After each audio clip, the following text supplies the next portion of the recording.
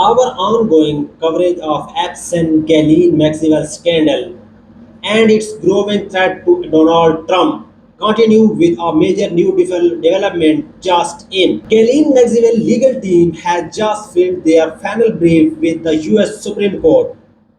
Interestingly, not urging that she is innocent, not claiming she does not commit the crime, and not denying that she convicted child sex trafficker. Instead of urging that Ghislaine Maxwell is innocent or that she did not commit the crime she was convicted of, our legal team is now making last ditch appeal to the US Supreme Court. They claim that should benefit from non-prosecution agreement Jeffrey Epstein reached in Florida decades ago, an agreement that only applied to Southern District of Florida. But Maxwell was not prosecuted there. She was prosecuted and convicted in Southern District of New York. She was not named in the agreement. She did not sign it, and it was not meant for her. Still, her lawyers are trying to stretch the scope of that old deal across jurisdiction to get her off and hook. That's the whole argument. It's legal theater. A show put on by Donald Trump, Ghislaine Maxwell, her attorney Oscar Marcos, and featuring Trump former DOJ Deputy Todd Blanche. It's all designed to soften the ground for when Trump grants her immunity, which he already has, and potentially a paradigm. Then they will say, see, it was complex legal matter pending before the Supreme Court. But let's be real, it's not that complicated, especially when you remember that the government side in this case is being urged by John Sir, Trump's former appellate lawyer. Just 10 days ago, a government brief was filed, one I previously reported on in detail, where the prosecution meticulously laid out all crimes Ghislaine Maxwell convicted of. The charges thrown behind a reasonable doubt by jury after weeks of testimony boiled down to one thing: child sex trafficking. They had to track her own and arrest her. She was literally in hiding and she was found guilty. Full stop. I will walk you through that brief in a moment. But here's the bigger picture. While Donald Trump is dispatching Todd Blanche to conduct what they are calling a natural interview, his own Department of Justice still maintain that Maxwell is guilty and should never walk free again. Meanwhile, Maxwell Attorney General David Oscar has close ties to the DOJ throws his friendship with Todd Blanche, Trump's longtime ally. So you can see how the pieces are falling into place. And now, with this latest filing before the US Supreme Court, it's all coming together. Now, let me explain why Ghislaine Maxwell is going to lose or absolutely should lose before the US Supreme Court. So, what's this latest brief and who failed it? It was submitted by David Oscar, a Miami based attorney with deep connection to Ghislaine Maxwell, through none other than Alan Dershowitz, Harvard law professor by day and frequently mentioned in absent scandal by night, and not just as absent legal counsel. If you catch the implication, Dershowitz has making the round on Fox News lately, loudly advocating for Maxwell release. He claims she should be granted immunity, calling her the Rosetta Stone of the case. Why? Well, his longtime association from Harvard, David Oscar, is representing her, and it's almost certain that DeRoche handpicked Marcus for the job. Here's recent clip of Dershowitz doing exactly that, pushing the same tired defense of Maxwell, almost siding with Trump world talk points as if it dumped a public sympathy. Let's take a look. But in the meantime, you suggest she should be potentially offered congressional immunity to go and testify. Do you think that would happen? And what kind of information would she have that we haven't seen? She knows everything. She is the Rosetta Stone. She knows everything. She arranged every single trip with everybody. She knows everything. And if she were just given use immunity, she could be compelled to testify. I'm told that she actually would be willing to testify, and there'd be no reason for her to withhold any information. So I don't see any negative in giving her the kind of use immunity that would compel her to testify. So she ought to be summoned in front of a congressional committee. Well, we'll continue to track her case. Professor, thank you for weighing in and giving us a little bit of an insider look at what you know. Appreciate your time.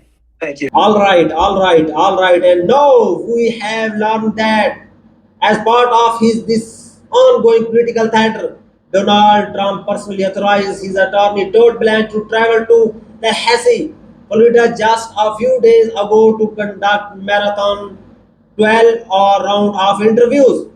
We did not yet know exact what come out of those interviews from Blanche himself, but we do have some insights thanks to David Oscar, who held a press conference and shared some key detail. Here's that clip. We're finished after all day yesterday and today. Ghislaine answered every single question asked of her over the last day and a half. She answered those questions honestly, truthfully, to the best of her ability. She never invoked a privilege. She never refused to answer a question. So we're very proud of her. Remember, people have questioned her honesty, which I think is just wrong. Remember, a juror lied to get onto the jury, admitted to lying to get onto her jury. She did not get a fair trial. No prosecutor even mentioned her until Epstein died. So we feel that the process for Ghislaine has been unfair. She was denied bail. She was treated worse than an animal would be treated in jail when she was first held, woken up every 15 minutes. So we're just trying to get through the process where we are now and get her some relief. We don't know how it's going to play out. We just know that this was the first opportunity she's ever been given to answer questions about what happened. And so the truth will come out about what happened with Mr. Epstein, and she's the person who's answering those questions. The government at the time promised Jeffrey Epstein that any potential co-conspirators would not be prosecuted. And so she deserves that promise. And I'm surprised. I don't think President Trump knows that the Justice Department took the position that that promise should not be upheld. President Trump is the ultimate deal maker. He knows that a promise made on behalf of the government should bind the government. And so we're hoping the Supreme Court agrees with us that when the U.S. Attorney's Office in the Southern District of Florida promised that no potential co-conspirators would be prosecuted, that bound the Southern District of New York as well. Are you hoping for a deal as a result of this meeting? We're not going to comment on what we're hoping for. We just today and yesterday answered questions. Which brings us to the latest feelings at the United States Supreme Court. Let me start by reading from the brief submitted by Donald Trump's own Solicitor General, the fourth-ranking official at the Department of Justice, and Trump's go-to-appellate lawyer back when he was in office. This is the person Trump trusted most with high-stake criminal appeals. Here's what Trump's own Solicitor General wrote about this argument. Because remember, Maxwell team is not claiming she is innocent. They are urging she should benefit from a non-prosecution agreement that Epstein made in Florida, which said he would not be federally prosecuted if he pleaded guilty to state charge of soliciting prosecution from a minor. That agreement covered only one tiny piece of Epstein's crime, solicitation. But we know Epstein was a serial pedophile who raped and trafficked underage girls, possibly in thousands. And yet back then, the deal was quietly approved by Alex Acosta, the U.S. Attorney for Southern District of Florida. If Acosta had not signed off, we might not be dealing with scope of Epstein scandal today. What happened to Acosta? He got promoted, Donald Trump made him US Secretary of Labor. Was it a reward? You decided? Anyway, here's what John Sir, Trump's own lawyer, wrote just last week in his brief to the Supreme Court. Ghislaine Maxwell ruled in absent abuse from 1994 to 2004. Ghislaine Maxwell actively participated in, facilitated, and contributed to Jeffrey Epstein sexual abuse of numerous young women and underage girls. This systematic abuse involved in constant pattern. Maxwell and Epstein would target vulnerable girls facing difficult circumstances. They would then isolate these girls from their friends and families, gaining their trust by showing them with gifts and feigning friendship. They normalized discussion of sexual topics and physical touching, eventually escalating to sexual abuse, often under the guise of the girls given absent a message. These horrific activities took place in both Palm Beach and New York. The conversation non-prosecution agreement. At some point, investigation into absent activities began.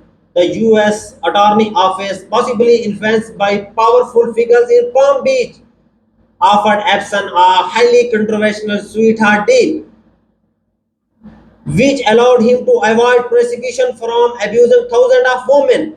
This agreement listened for co-conspirators, not specifically naming Ghislaine Maxwell, but referring to other co-conspirators.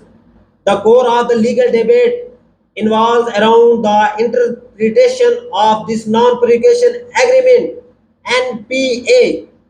Its explicitly stated that it was solely between the Southern District of Florida, U.S. Attorney Office, and Epson, implying that other U.S. Attorney offices or the Department of Justice in Washington were not bound by it.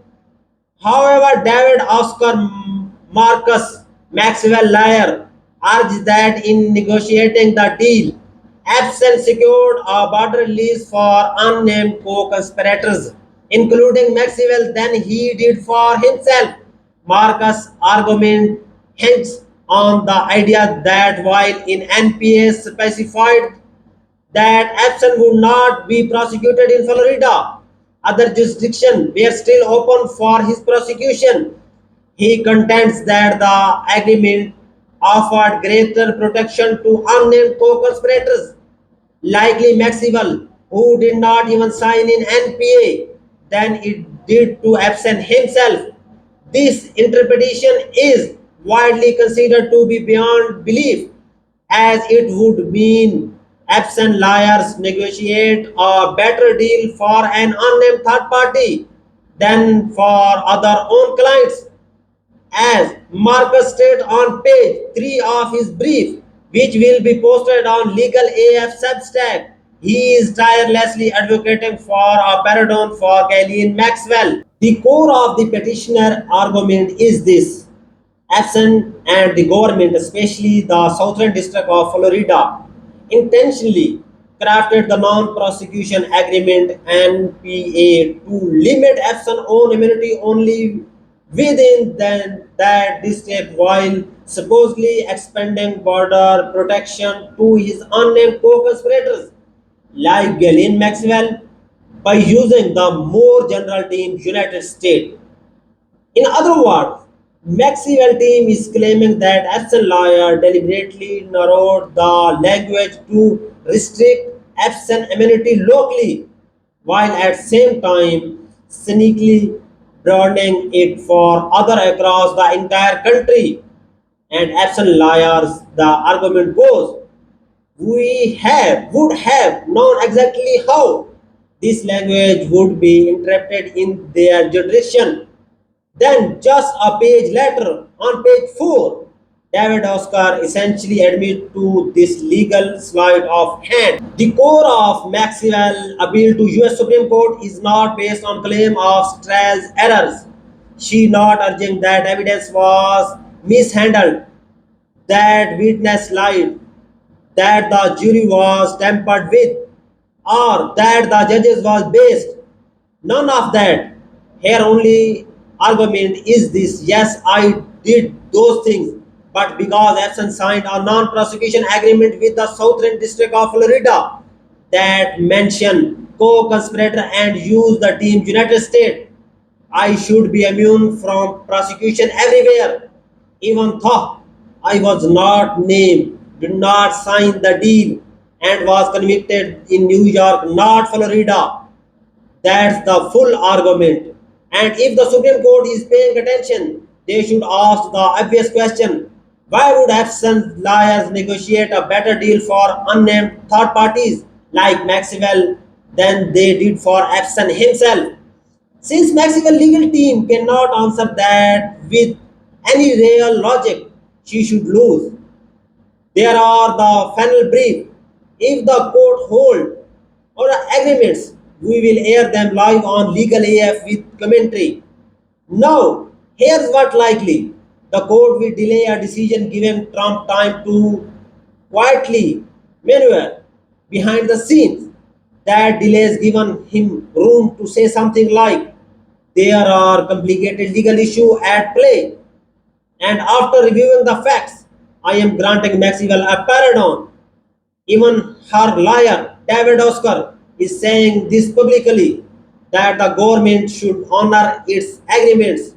Trump, the self proclaimed dealmaker, will probably echo that line.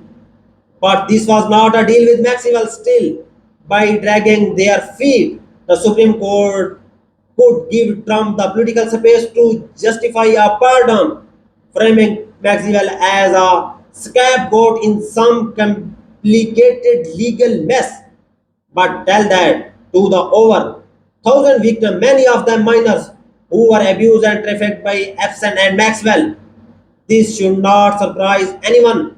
We have fallen in chief, a man with a long history of misogyny and sexual misconduct. So it's sadly unsurprising that he might consider pardoning a convicted child sex trafficker's woman he is ready help by pushing for amenity.